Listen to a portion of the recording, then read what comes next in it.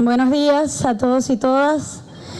Un saludo solidario y revolucionario a todos los presentes, autoridades militares, civiles, miembros de los distintos trenes ejecutivos regionales y municipales, y sobre todo un caluroso saludo a nuestro glorioso pueblo en todas sus formas de organización, nuestras VC, CLP, consejos comunales, comunas, frentes de lucha, la juventud bolivariana, los partidos políticos aliados que en esta mañana lluviosa nos acompañan.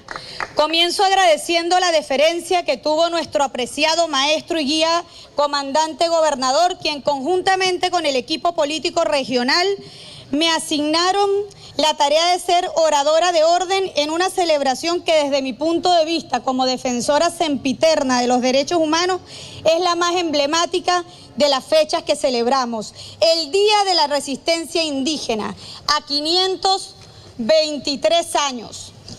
Durante muchos siglos los pueblos indígenas que habitaron las tierras del continente americano estuvieron desplegando diversas formas de organización política, social, económica, cultural e idiomática, además del desarrollo de un conjunto de saberes, habilidades y destrezas relacionadas entre sí para el aprovechamiento armónico y colectivo de los recursos naturales.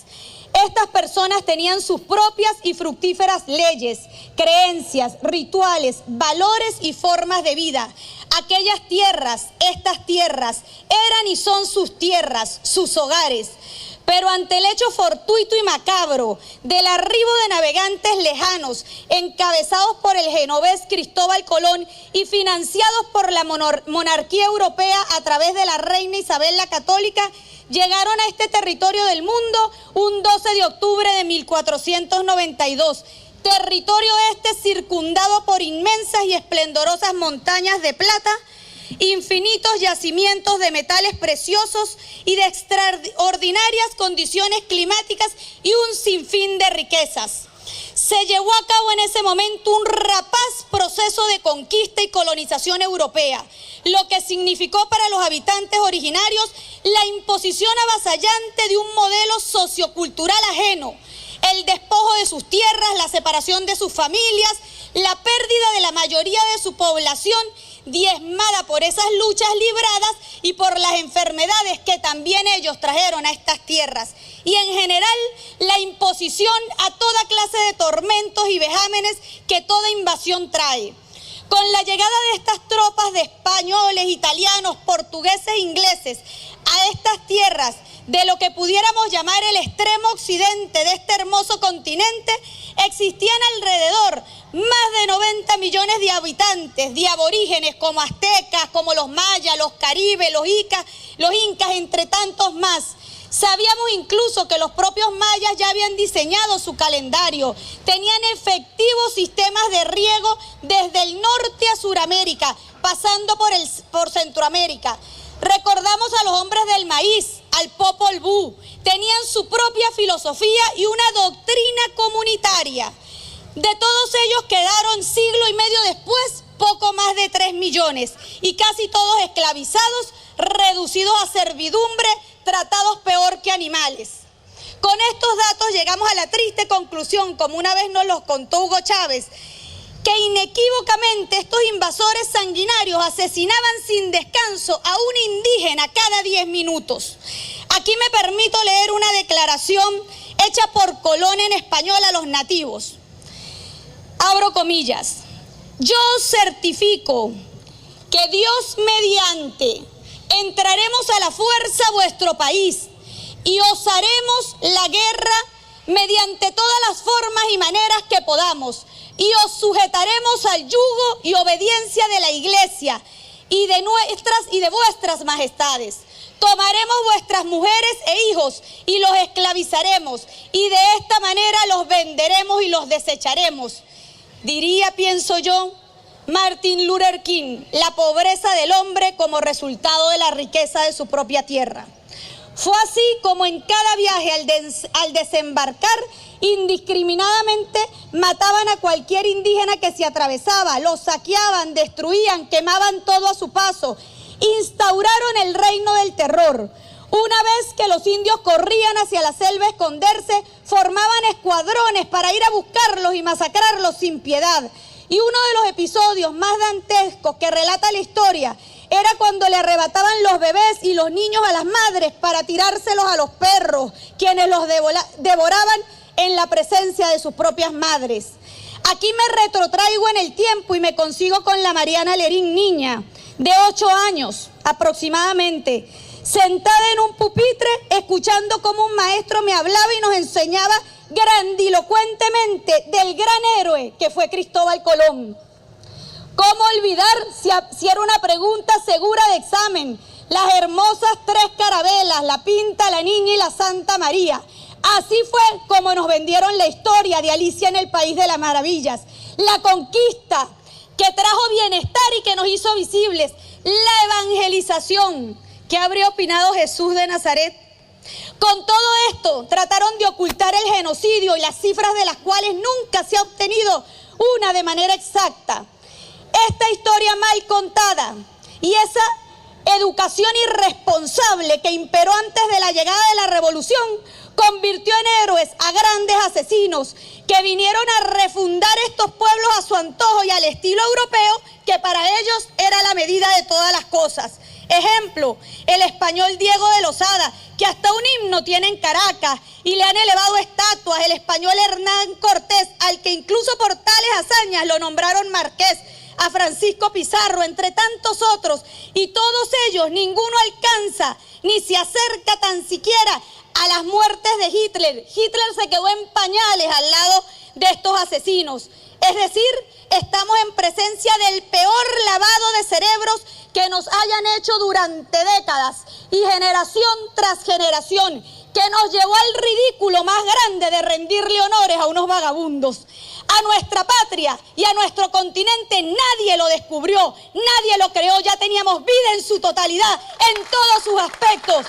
A nuestra patria lo único que hicieron fue liberarla, y eso lo hizo Simón Bolívar, el gran hombre que nunca conquistó, que nunca oprimió, que jamás invadió, el gran libertador. Este pueblo valiente, hijo de ese gigante, lo que hizo fue defenderse y resistir. Defendió su territorio, sus tradiciones, su familia, sus tierras y hasta sus propias vidas. Superaron atroces circunstancias, evidenciando una noble y digna supervivencia de alguno de sus pueblos, lo que nos permitió que pudieran preservar y transmitir parte importante de esa cultura ancestral. Y no es sino hasta la llegada de la Revolución Bolivariana que tomó como punto de honor este tema y asumió el compromiso indeclinable de salvar esa deuda histórica con nuestros hermanos indígenas. Y así lo refleja nuestra Carta Magna, porque mientras eso ocurrió en Venezuela con la llegada de Hugo Chávez, lamentablemente hoy en día se le siguen vulnerando sistemáticamente los derechos humanos a nuestros pueblos aborígenes. Ejemplo de eso, Centroamérica y específicamente en Ciudad de Guatemala. Sería bueno leer un poquito acerca de la historia de Rigoberta Menchú, Premio Nobel de la Paz. Un premio que perdió importancia al dárselo Obama, pero vale la pena leer la lucha y la vida de una mujer ilustre, una guatemalteca indígena que aún anda rodando por América Latina, llevando ese mensaje de paz, de una paz que no se suplica, de una paz que se la merecen por el solo hecho de ser seres humanos y haber fundado estas tierras de América. Así lo refleja nuestra Constitución de la República a lo largo de todo su articulado, reconociendo la riqueza multilingüe, la organización social, política y cultural de las diferentes etnias, y define a Venezuela en su preámbulo como un país eminentemente multiétnico y pluricultural, y levanta las banderas de la libertad de los pueblos y su igualdad. De esa forma, desde el año 2002 se decreta el 12 de octubre como el Día de la Resistencia Indígena para rendir merecido tributo a nuestros hombres y mujeres originarias. De igual forma, se crea el Ministerio del Poder Popular para los Pueblos Indígenas como ente rector de las políticas en esta temática. También se creó la Universidad Indígena de Venezuela, con sede en el Tauca, Estado Bolívar, en el año 2010. A lo largo y ancho de esta revolución se han ido entregando titularidad de las tierras, viviendas, agua potable, financiamiento, centros de salud, educación, en fin, las 1000 bondades de esta revolución para su reivindicación. Así pues, sintámonos hoy orgullosos de descender de estos héroes como Guaycaipuro. A él y a quienes lo acompañaron sí debemos rendirles honores. Él es el gran caudillo, el gran líder, el terror de las tropas europeas. Famosa es la leyenda del día en que murió, después de haber visto cómo le mataron a sus hijos y a su mujer, y sobre el cadáver de ellos salió pecho abierto y frente al pelotón de asesinos españoles les dijo en su lengua: vengan, vengan españoles, para que vean cómo mueren los hombres de esta tierra. Y así murió, de pie, luchando como nuestros héroes, como mueren los árboles, carajo, de pie. Y de pie hoy todos nosotros le rendimos un sentido homenaje a estos hombres como Guaycaipuro, como Atahualpa, como al gran señor de los Chichas, a Tupamaro, quien sembró la semilla de la rebelión que germinó en la agenda independentista, al invencible Lautaro, al gran Toro Sentado, el inmortal vencedor de Little Big Horn. ¡Que viva nuestra América Latina y su historia real! ¡Que vivan nuestras raíces!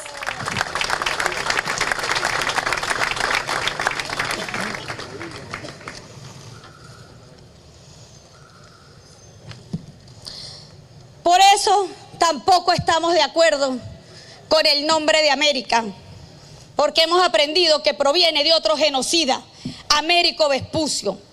En este momento no podremos cambiarlo, pero sí es bueno que lo sepamos y nunca lo olvidemos.